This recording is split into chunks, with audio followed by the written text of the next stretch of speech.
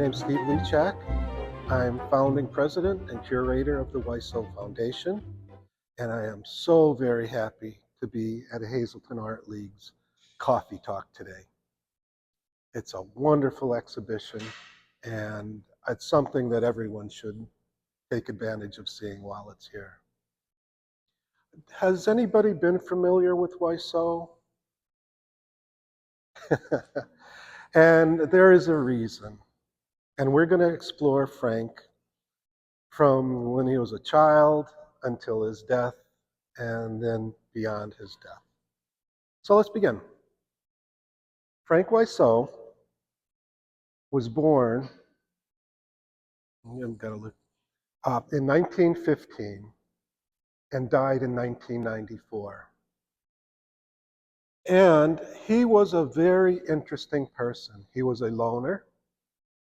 He never had a job, never owned a car, never had a relationship.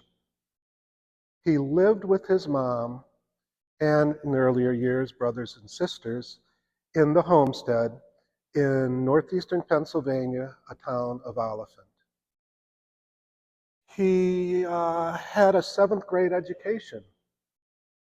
And in the 7th grade, he was encouraged to leave because at that point he was 17.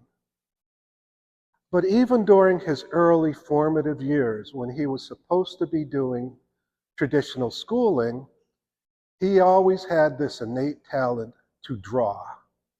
And if you know northeastern Pennsylvania, one of the biggest venues for holidays was decorating the storefront windows, decorating your school windows. And so that's where Frank spent all of his time. Not in school, but the teachers would send him out to decorate. And that's where he was most happy. This is Frank in his later years. We actually have that sculpture. And he had a very interesting life. Frank had 2 things in life, his entire life: no patience and no money. But as you can see, what did he do with that no patience and no money? He discovered early on that he could go around to the women in the neighborhood. And he had a large family. There were 12 in his, there were 9 in mine. And when you have families that size, you have a lot of broken crayons. So as a result, you see all of these are broken crayons, melted. Remember doing that technique, that school ground technique where you would melt all different colors on a board, different layers of color, and the last layer would be black. And then you would take your pin and you would scrape it away? WYSO took that to the greatest form. He would layer the wax, and he would take his pocket knife and scrape away to reveal the figure and form under it. And then later on, he would go in and maybe come in with a little ink or watercolor or pen and ink or pen, whatever he needed to do to pull out that form. And we're going to talk about sculptures, but we're going to save that for a little bit. This was Frank's family. As you can see, it was a large family. Here's Frank and his brothers and sisters. And what had happened during the Depression era is the 4 eldest brothers and Frank, the 4 eldest brothers were sent to an orphanage in Philadelphia, and the orphanage's task was to create priests. Frank was sent to the CCC. He ended up out in California, and unfortunately when his father died, and by the time word got, this is, in the 30s, when the word got out to California and he tried to get home for his father's funeral, sadly he missed it. But he did make it home. And so these are really the leading instruments in Frank's life. His 4 brothers, all fathers. We have left to right, Father Walter, Father Demetrius, Father Constantine, and Father John. They gave guidance to Frank his entire life. Remember, he didn't work. He would walk around town. As you could see, he was quite the character with the bandola and the mustache and the hats, and probably got white cowboy boots there. But he walked everywhere in town, a well-known figure in town. So let's jump to the 40s. He got home after CC, and he did enlist in the military. And because of various reasons, he was not shipped overseas, but he ended up at Paris Island in Carolina, I believe. And so he did his service there. He was honorably discharged. But even when he was in the service, his forte was doing what he would call gags, caricatures of all his friends, of the situation he was in the military. So oddly enough, on his discharge paper, on the back of the discharge paper, we see a cartoon. And fortunately for us, Frank never threw away anything. So we have every bit of his life on paper. And so we say we have 5,000 pieces of this fine artwork. We have double that of what he was going to become. He was going to become a cartoonist. It fit. And a little known fact, remember the Murray Dance Studios? Little known fact is Murray also ran art schools. And Frank didn't necessarily have to go to learn how to do art. He wanted to go on the GI Bill, get his subsistence check, and so that was a means of supporting himself. So Frank was going to become a cartoonist. And a cartoonist he did. If you look at his work, you'll always see something. Always. Even in the strictest piece, you're going to find that little bit of humor. He always had that little bit of humor. And so we have reams and reams and reams of his sketches and drawings and thoughts, all on paper. What a wonderful thing that it's never been lost. And so he was doing well. He was learning his craft, and then the 50s came along. And one of the biggest things were trade magazines. If you were in the oil industry, or if you were in dentistry or retail or any industry, always had these trade magazines, and they would love to have these little, what we would call gags in them. Good humor, you may remember that. And so you could see, he would send off a rough draft to Good Humor, and they'd send it back saying, Frank, give us more girly stuff, like you used to do. So Frank would listen. And again, we see the religious undertones from his brothers. So Frank would send in a rough, they'd send it back and say, can you ink this up for us? We like it. And for that, he would receive approximately $5 per gag. And you could see, now we start going into the journals. And not only do we have the drawing, we have the letters from the journals. Hundreds and hundreds and hundreds. Medical journals, agricultural journals, retail journals. And at $5 each, he was doing okay. In 1950s money, he was doing fine. So living with his mom.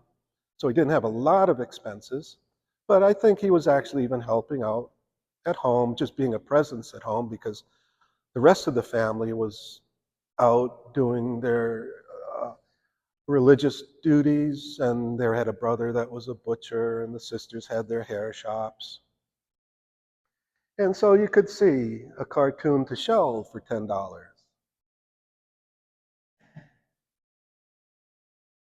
And the 60s, the 50s went along swimmingly for him. He was happy as a clam being at home doing these gags. How about we pool our resources? Here, United Mine Workers Journal. I see the boss is running an ad for another miner. Where's he going to put them? And Colliers, you could see, are very, very good companies. Bell Telephones. And then we start to get to the late 50s, the early 60s. And people weren't so much interested in gags. They wanted to see photographs. They wanted to see drafted graphics, properly drafted graphics, not just gags.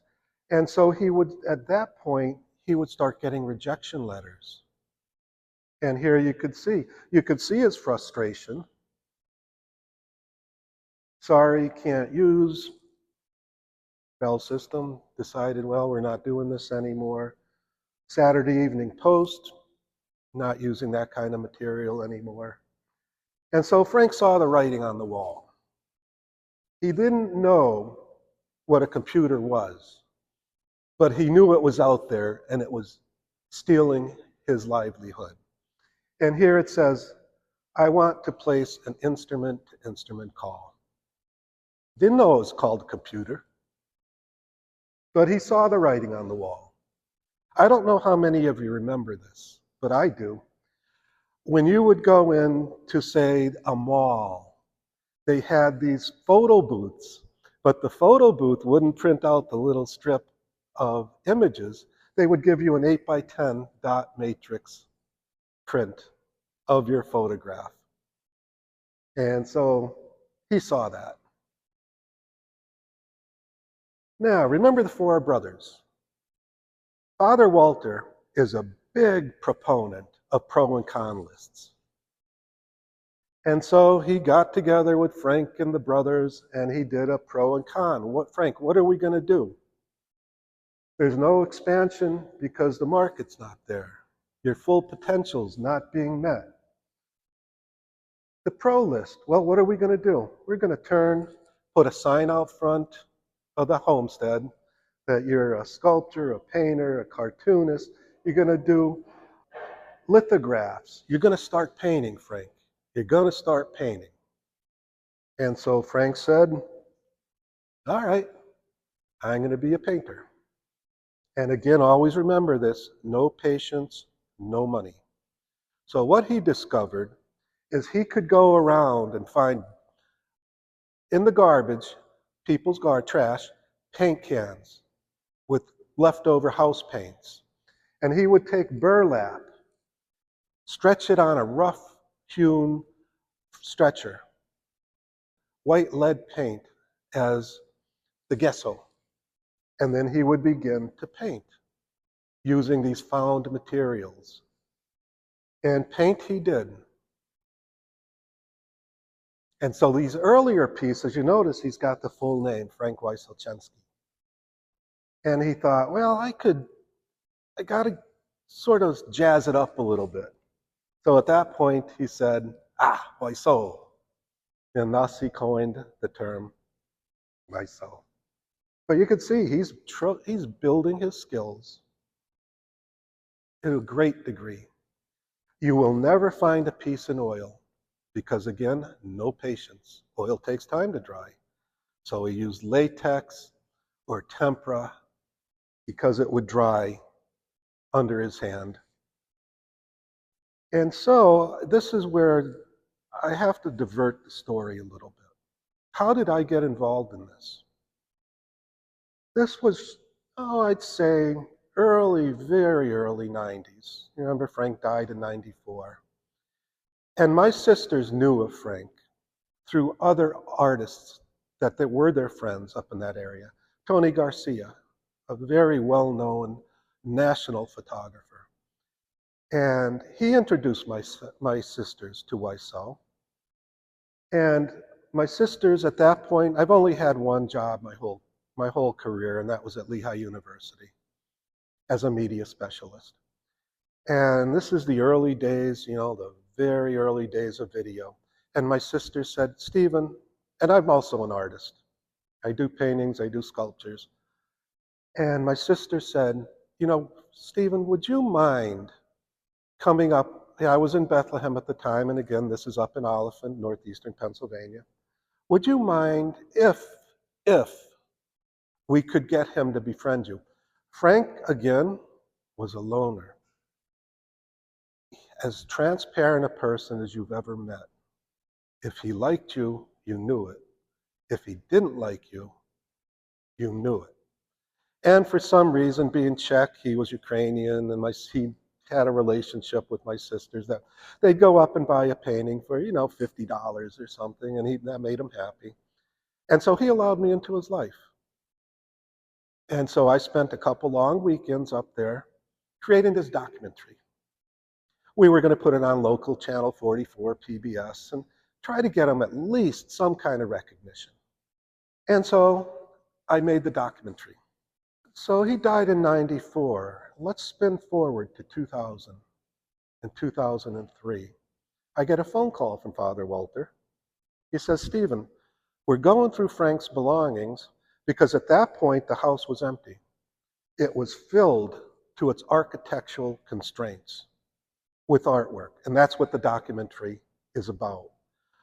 Frank would stack, if he'd find frames, or fathers would frame them, or he'd make frames and stack paintings against the wall. He created, as outsiders do, this grand museum for himself, and that's what made him happy.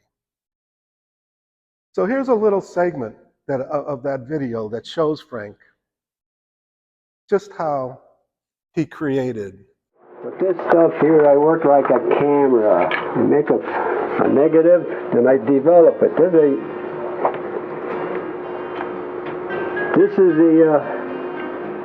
These are mushrooms. I use razor blades. You see the mushrooms?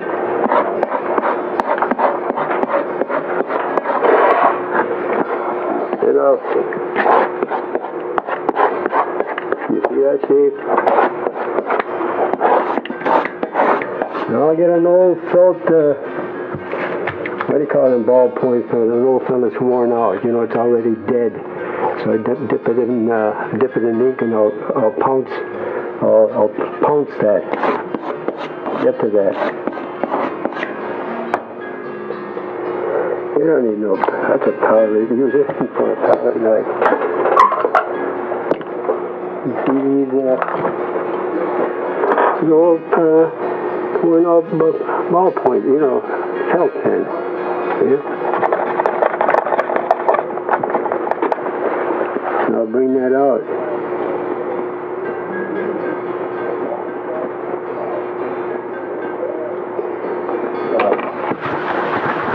It doesn't come out, you just buff it in with the background. See that? And so we didn't know what to call it. The Italians call it sgraffito, which is layering and scratching. This is Frank, with his beloved box of crayons.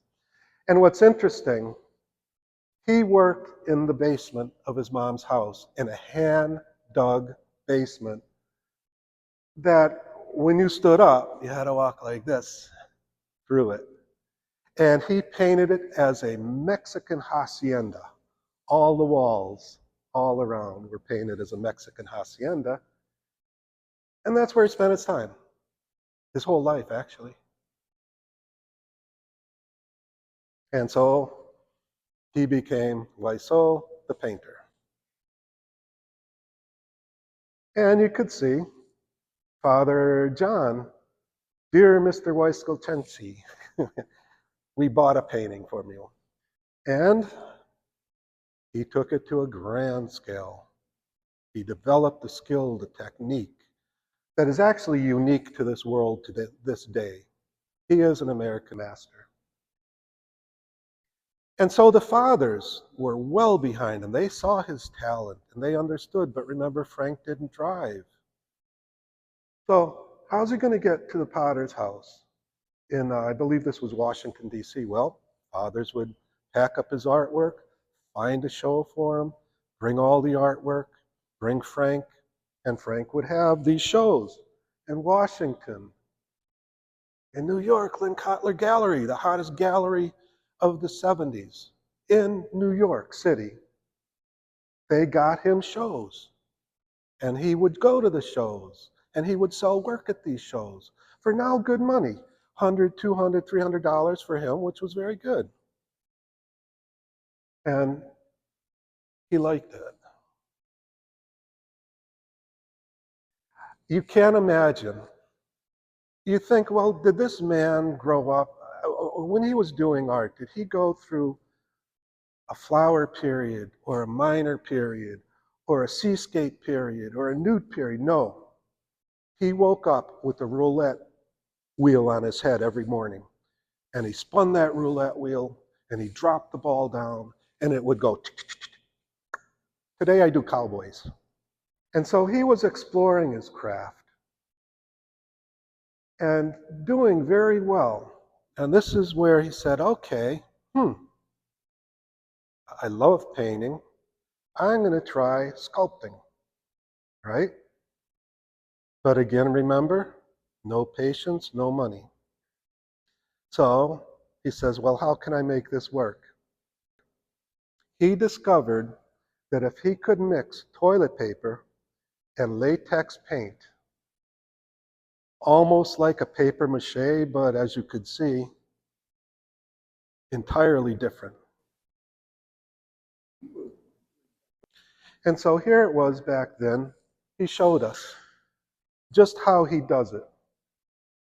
We monk here, the cardboard, pieces of cardboard. I take little pieces here and make a collar and tape it down with masking tape and build out like this. You head onto the collar here.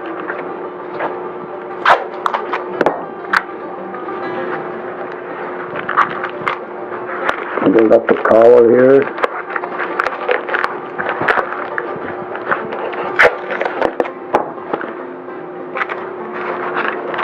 And I make a paste. I have to make a paste out of tissue paper and the black latex paint, make a paste out of that and then apply it onto the form. And it hardens. It's light, but it hardens like a rock. Some people say, is it like paper mache? I said, no, paper mache is all it is, they're different.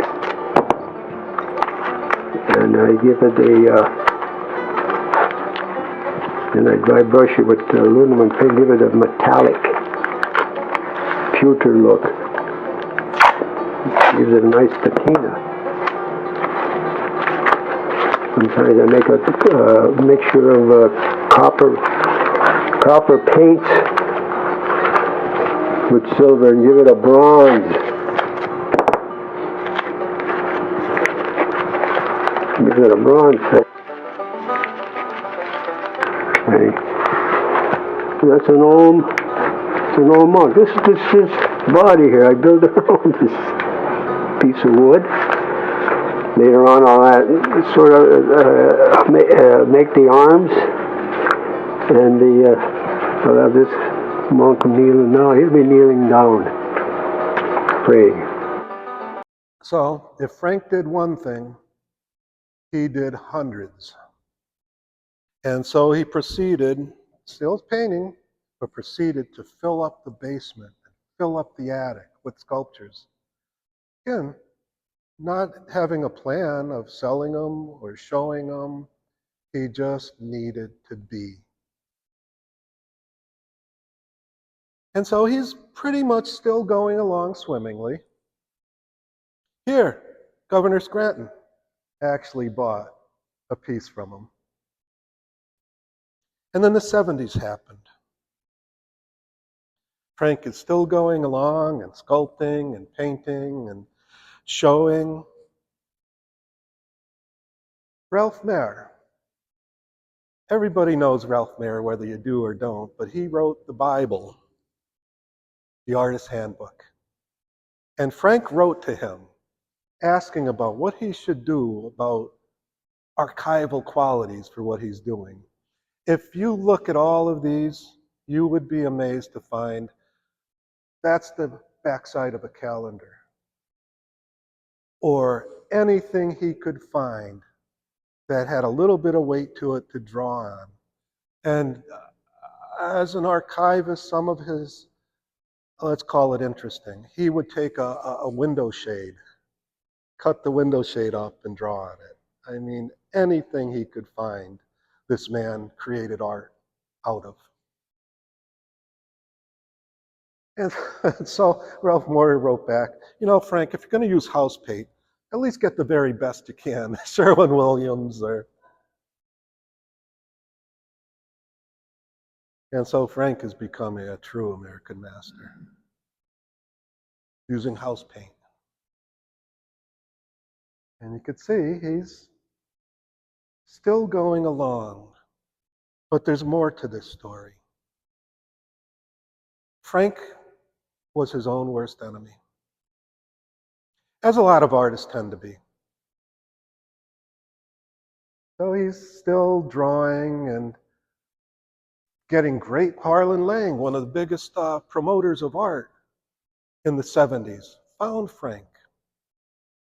Got him great shows. Omnia, another great gallery in New York City, just off of Fifth Avenue. And so Frank is showing, and now he's got collectors wearing a path to his door. So what happened?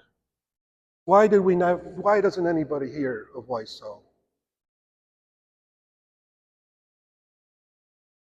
And so, I mean, this is communications between him and his dealers and the galleries.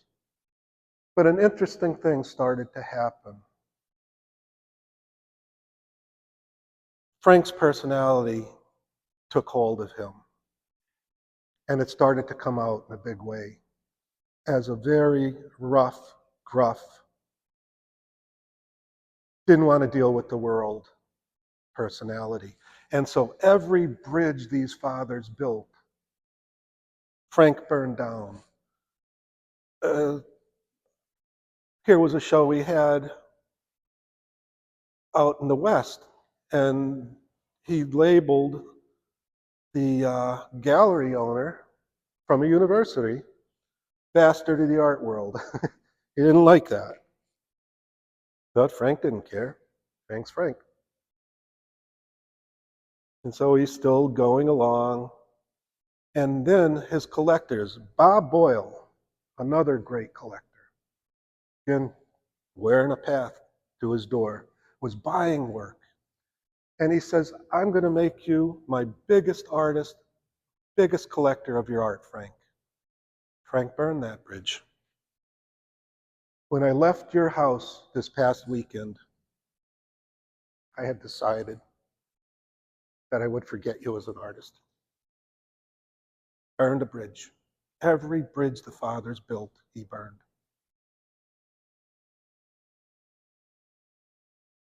The Han Gallery, remember? Boyle got him in there. I assure you, with your attitude and arrogance, we will gladly give this opportunity to another gallery or agent. Now, you have to understand, as an artist, as many artists fall, they begin to drink and have other issues. And that's what happened to Frank. Because remember the fathers that were building all these bridges and just watching Frank take a match to them? They were at the height of their careers as priests. And they decided, Frank, we can no longer help you because there's no point to it. So the fathers kind of stepped back and pulled back. And as a result, Frank, remember, no car, no transportation, no way of getting around. he retreated to Scranton and the local, very local, Moscow, Scranton, very localized area around his home. And he was still painting and showing and winning awards, award after award after award. They're all local. Jack Savitsky, let's remember that. We're going to revisit that. So Frank is, again, look at, we're mid-80s, 10 years before his death. But unfortunately, Frank is stuck locally. The fathers are going on with their lives, and Frank is still going along, and now we're getting to later years. And Frank is still showing and selling locally, not for the high command prices that he would have gotten in New York, but locally.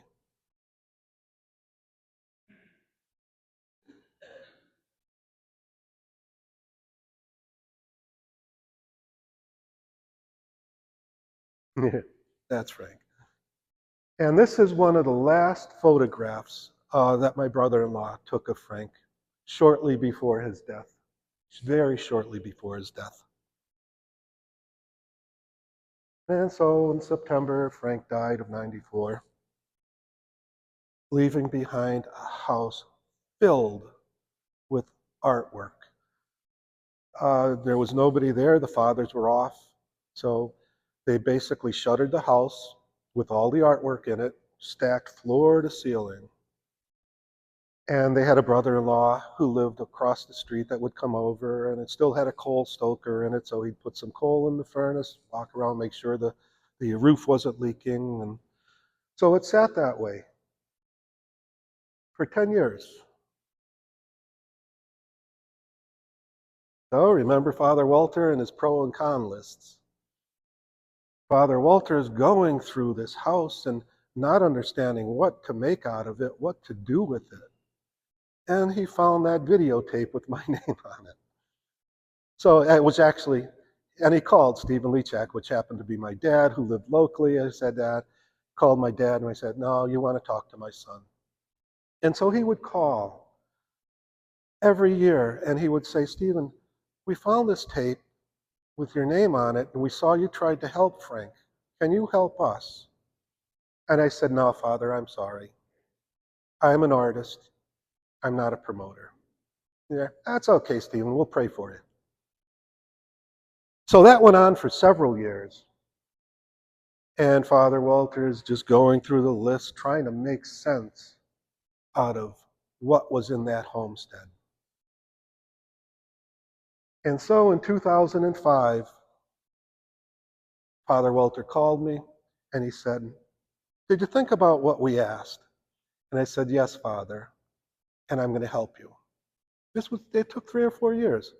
And the reason was, I'd always been a fine art photographer at Lehigh University, and I knew what it was to shoot film, make it properly exposed, no glare on the glass, it's not scratched, it's not crooked.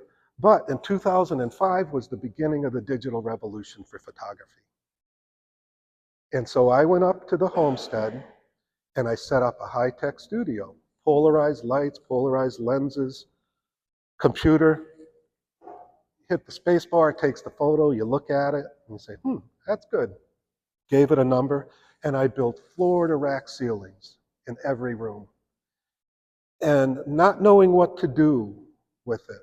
At Lehigh, we call it dumb engineering. Do what you do, but do it the best. And that's what I did.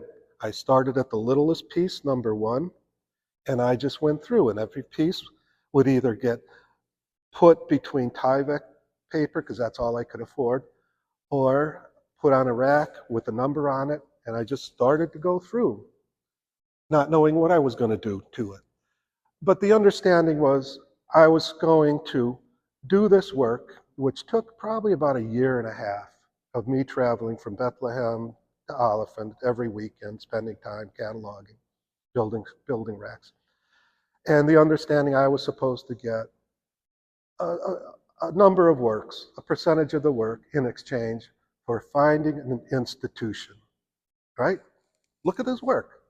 Not a hard time finding an institution that would take that. So I went to anyone that was anyone. And they said, well, you know, it's beautiful work, but does it come with an endowment?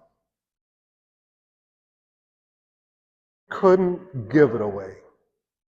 So with that in mind, this is what it looked like. This is what every room looked like. As I was cataloging and photographing, still not knowing what I was going to do with this. But at least it was off the floor, right? Had a number. So the father's saying, Stephen, this is a worldly matter. We're spiritual people. We don't want to make money on our brother's toils. And we don't want you to either. So what do you do with information like that? We decided we are going to create a nonprofit foundation. And by the seat of our pants, Nancy and I, we created a nonprofit foundation. And we had our first show. And it was incredibly accepted, bringing values that I was floored, stunned, because we had some good help. The first show, again, I was always at Lehigh doing fine art projects, video projects, and with Ricardo Biar, a very good friend and colleague. And so it was during, if you know the Outsider Art Fair that happens every January in New York, I said, Ricardo, look at this. Take a couple of these pieces. Look at them. Tell me what you think. Is this something I can do? Is this something I should do? And Ricardo said, well, let me take this to the fair. We'll show it around and see what people think. And he came back and he said, Stephen, this is not only something you should do, we're going to help you. And with that, I got a foot up, meeting all the greatest gallery owners. Phyllis Kind and Henry Boxer, who started in the 70s in Chicago, the Outsider Art movement, became allies and friends. And so we started to create shows, and the shows were going beautifully. And we were still showing locally wherever we could, because it was a motion. We had to get a motion going. And so we would have shows at Lehigh University.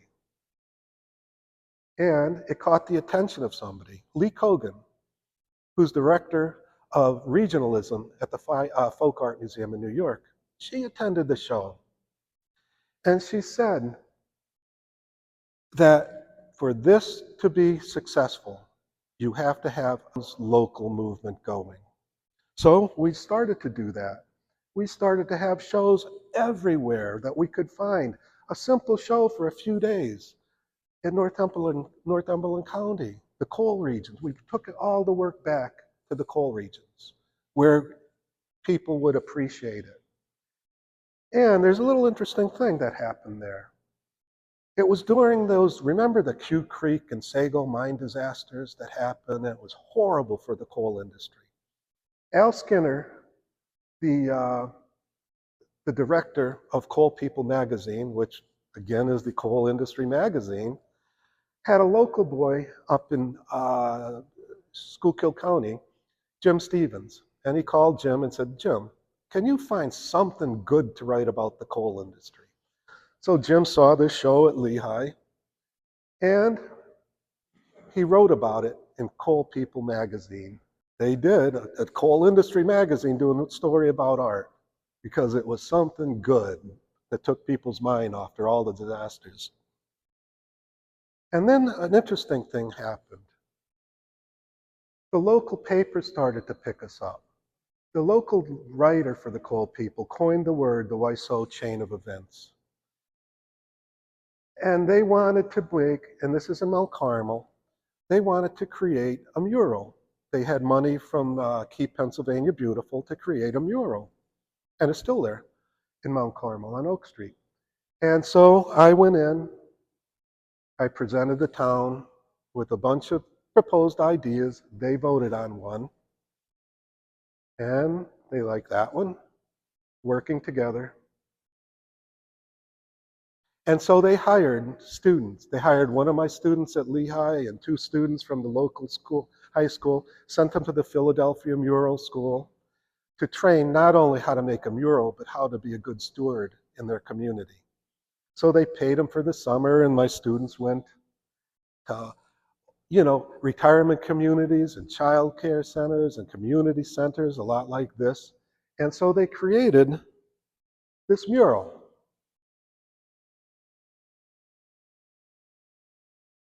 And Cole people fell so much in love with them, they gave us a Christmas issue. Not only the cover, but a full multi-spread interpage articles. And another interesting, this chain of events. I get a call from Oliphant, from Gene Turco. He said, Steve, we're thinking of creating a monument, not to WYSO, but to the miners in this area. And we know that you're handling WYSOs. Would you mind coming and presenting the town with a bunch of, these are called maquettes. And Frank always knew that. These were designed to be bronzes.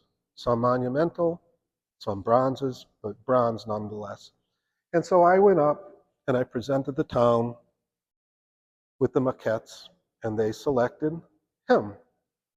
And I'm thinking, it's going to take these guys years, a town of 5,300 people, years to raise that kind of money. So here's some early sketches of it. He didn't throw anything away. I got home that weekend, that Monday, and I got a phone call from Gene Turco. He said, Stephen, you better find a foundry. And so then I became a sculptor, a monumental sculptor, which I had never imagined. And it's a wonderful thing. Down in, just outside of Trenton, you've probably heard of them, the Sculpture Grounds of New Jersey, Johnson Atelier. Used to be a teaching school. But shortly before this time, they closed the teaching school, but they still had the teachers.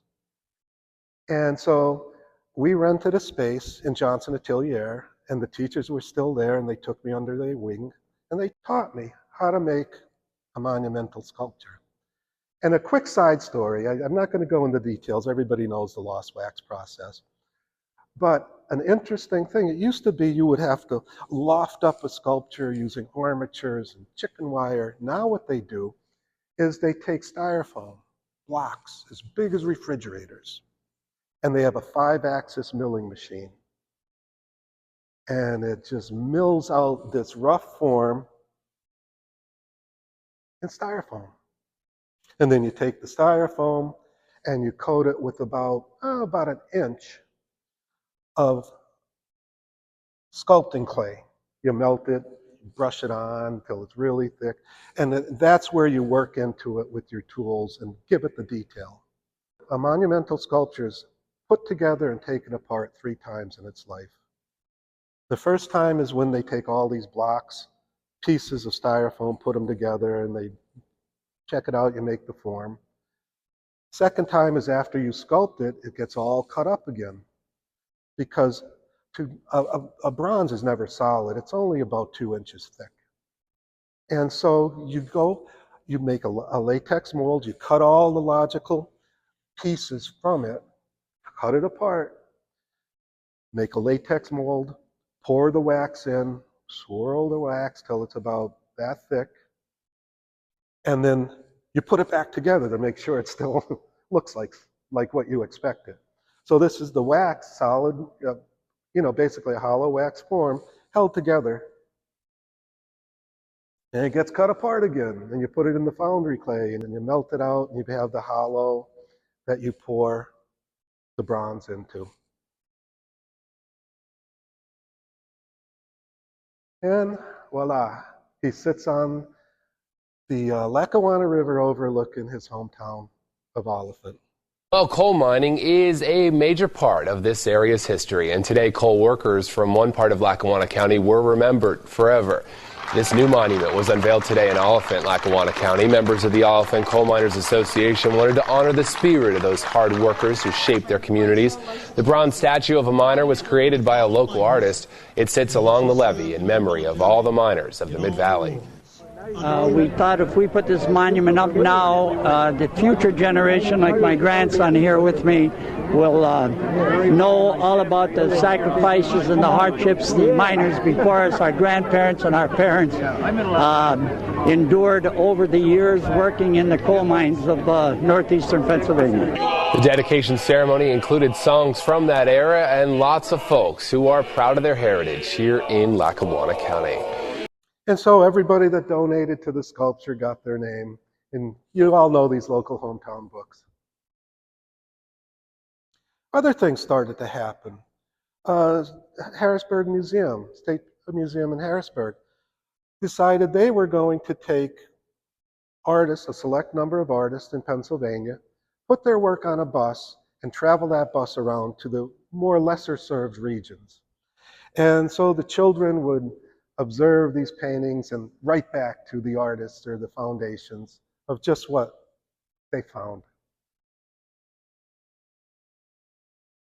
And again, we were still creating, trying to follow Lee Cogan's grassroots effort.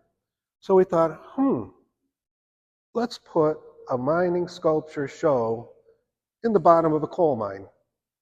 Pro note, never, ever do that.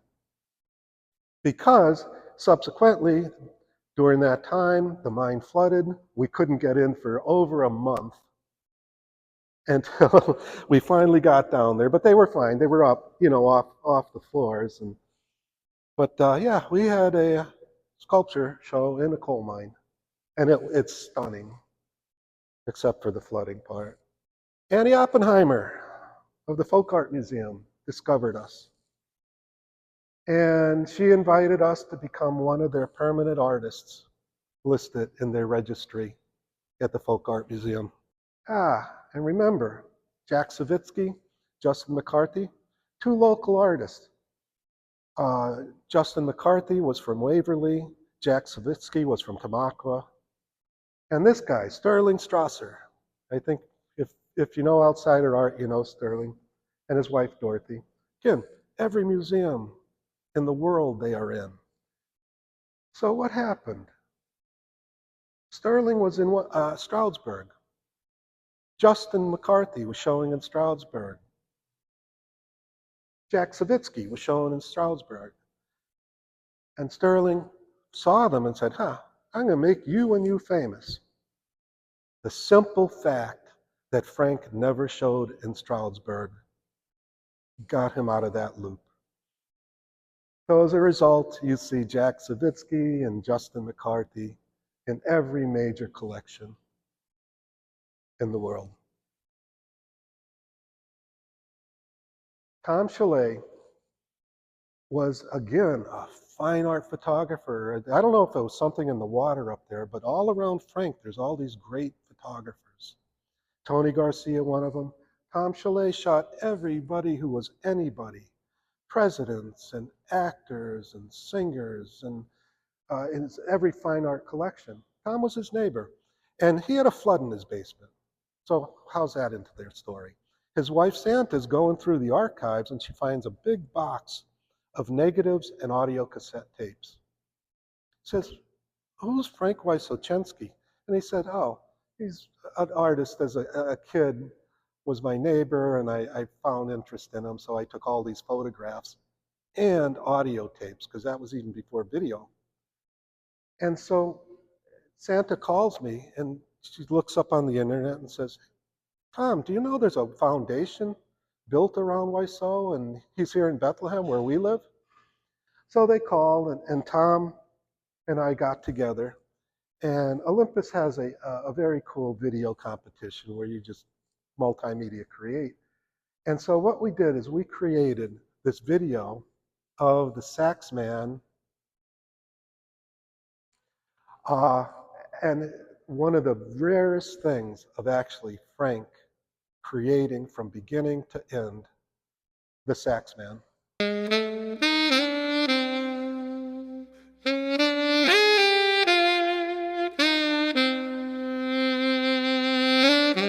They don't understand, Frank. They don't appreciate what you're doing. And they probably say, They probably don't understand what you're doing. So you just kind of visualize this, right? Yeah. Well, that's gonna get that round sweep. Right. See it? Right. So all you're working from is just that one little sketch, right? Yeah, that's just the latest sketch here. Now, as you work, you change your mind occasionally, like you keep changing as you go along. A new idea pops in your head, a new. What do you want to work on it? Yeah, in other words, you don't follow your drawing exactly. Oh, geez, no, it's something like the ad lib. Right. You know? Get the visuals down on paper. First thing you know, you get started as you're going along, you can change it again. I said, what the hell do you have to go down to the commercial store to buy this stuff? Well, what is that? You're creating it. You make it out of what's around you. Yeah, that's what I like about you. You just pick up objects that I know, most people would throw away. Now, what the hell? I'm going down to Wizards down there buy a stinking, what do you call it, armature? How much do they charge? I don't know. What the hell? This year, I pick up these curtain rods people throw all. My sister gives me these curtain rods. A little bit foil there, I gotta buy some. My sister was saying to me, a lot of stuff, you pick the stuff up in garbage, people throw stuff out. You know, Well, that's what I like about it. It doesn't have to be moved. You look at all the moving foil being thrown out. That's what I like about your style. You utilize materials that most I'm people not trying to sound like a brutal Jesus or something, but what the hell used to buy in latex paint? Like a paste. You discovered that yourself, right? Yeah, that's my own. And how'd you come about discovering that by mixing toilet paper with paste that you could? I just seen that the toilet paper dissolves. Right. The toilet paper dissolves in water. I figured you know, put it in the latex paint, make a paste out of it. But what made you think about putting it in latex paint? What was that? That liquid was pasty. And when it dries, it gets hard, right? And it dried up and you got the, you know. Well, you see, the action. I got the saxophone tilted. See with his arm, you know, with his curved arm, you know, going with the same motion as the saxophone. Right. That looks like a sax, doesn't it? What's going on now? Huh? What's going on now? I just go down the road.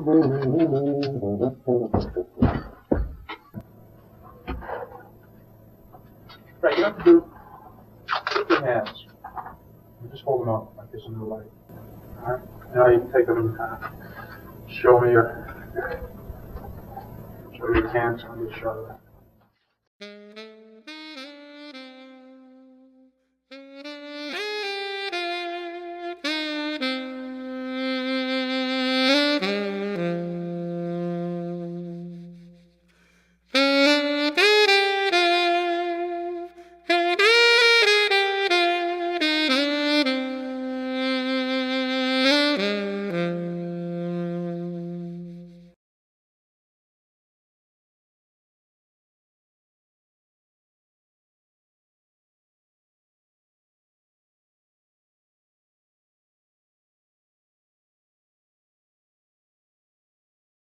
Thank you.